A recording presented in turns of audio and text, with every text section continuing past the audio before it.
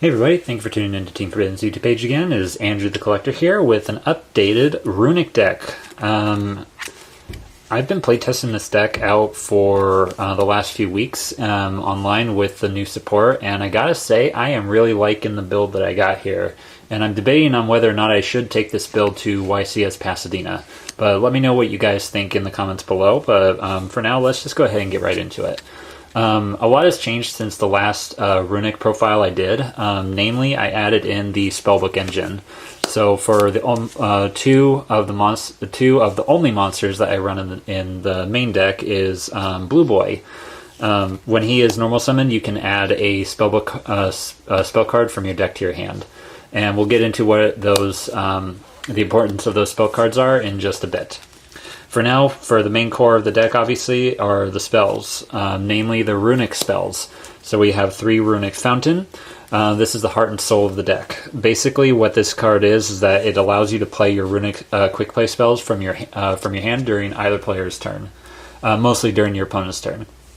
And its secondary effect is that once per turn, you can, when a Runic quick play spell is activated, you can target up to 3 Runic spells in your graveyard. Put them at the bottom of the deck in any order, and then draw that same amount of cards.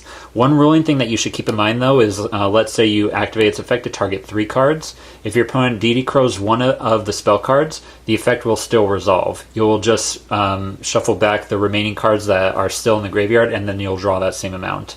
So that's very important, and don't let your opponent tell you otherwise. And then going off of that are the Runic cards, 3 Runic Tip.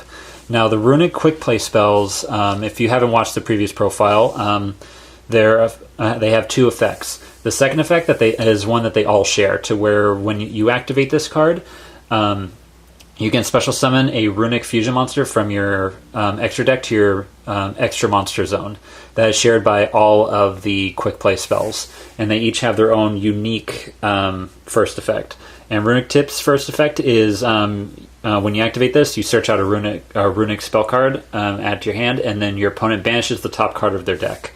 So if you haven't guessed already, the Runic strategy is basically milling out your opponent. And also one stipulation that each of the cards has, that when you activate this, you have to skip your next battle phase. So you can't really OTK with this deck with attacking your opponent's life points. The basic win out is to deck out your opponent as quickly as possible.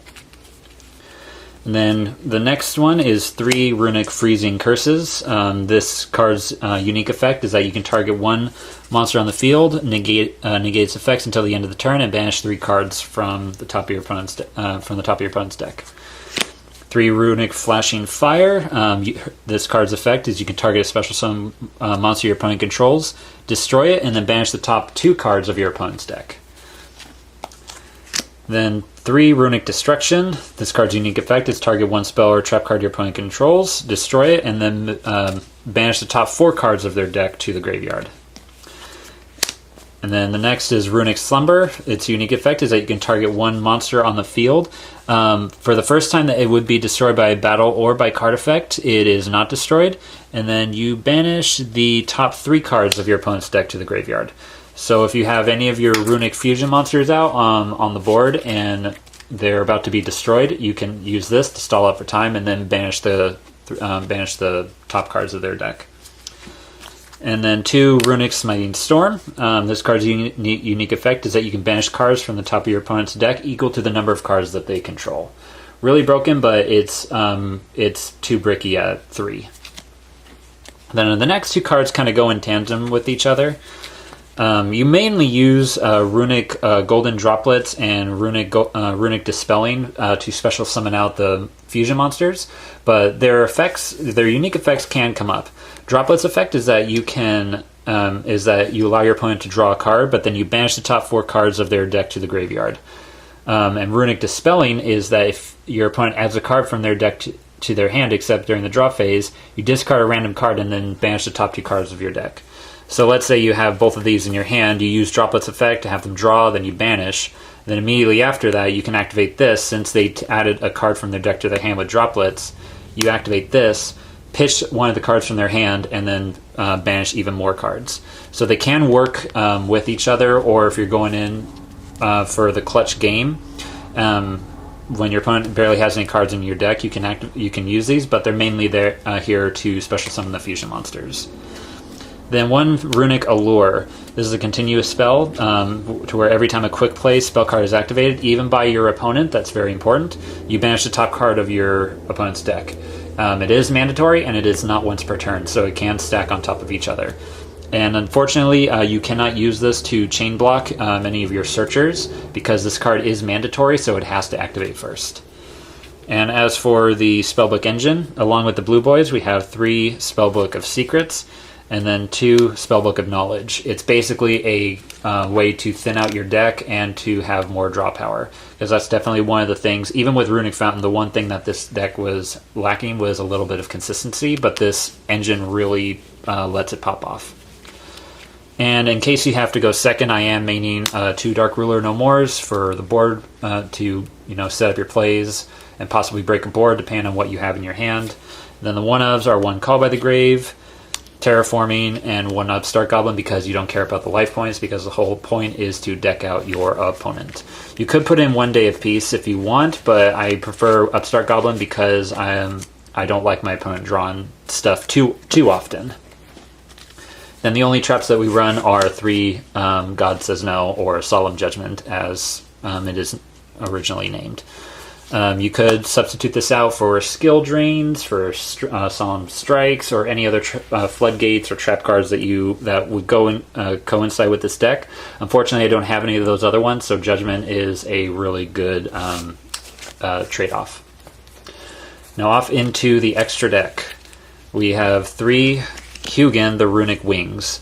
Her effect is that when she is summoned, you can discard a card to basically search out the field spell. And then her continuous effect is that if any of your cards would be destroyed by card effects, you can banish her from the field instead, and that is not an activated effect. A lot of people like to run Sprites in this deck. In fact, Sprites won the recent YCS in Germany because Hugin is a level 2, so that it really coincides with the strategy. But I like to run it pure. It's more fun and a lot more cheap, obviously, in my opinion. So yeah, 3 Hugin, because she is definitely the most important one. The second most important one that's definitely going to help stall out the game is Gary. Gary's effect is that when he is summoned, you can add 1 non-quick play spell, a runic spell, from your graveyard to your hand. So basically add the Allure or your field spell. And he also can't be destroyed by card effects, so he basically will have to be removed by battle or by any other means. But if he's destroyed by battle, you can target 1 card on the field and pop it. Really good for stalling out games or getting rid of any pesky floodgate traps like anti-spell. And I dumbed down to 2 Runic Moon and Runic Wings because he is good, but he's not as mandatory as the first 2. When he is summoned, you use his effect to pitch a card to search out Allure. He can negate an effect that targets a card you control, and during each of the end phases, you gain 1,000 life points. So it definitely helps out in time. So it's good in those aspects, but I find that 2 is perfectly fine, mainly to make room for the brand new one, Ferric, the Runic Fangs. When an attack is declared involving this card in the main monster zone, your opponent has to banish the top 2 cards of their deck. And if this card is destroyed by battle or by card effects, you can add 1 of your quick play runic spells from your graveyard to your hand. So it's a good way to get your resources back. And I believe that is it. Oh, and also neither player takes battle damage from battle involving this card. So yeah, it's really good, but still, like Wings, it's only good as 2. Because you have to make way for the rest of the extra deck for your Super Poly targets, which is 2 Starry Venom and 2 Dracostapelia to go up against the tier elements. If you have Mud Dragon or Garudi, I would take out 1 of these for each of them, or you can take out this guy. I swear, if he's going to become broken one of these days, it just takes the right archetype for him to become Super Poly Live. But I have him in here just in case he comes up, because other than Mudragon and Garudi, I can't think of any other Super Poly targets that I think would be very viable in this format. But yeah, that is the deck profile, guys. Thank you for tuning in for another deck profile. If you guys have any questions or any ideas for future videos, please feel free to comment down below. Let me know what you guys would change out in this deck, because I am definitely experimenting with it. But until then, we will catch you guys later.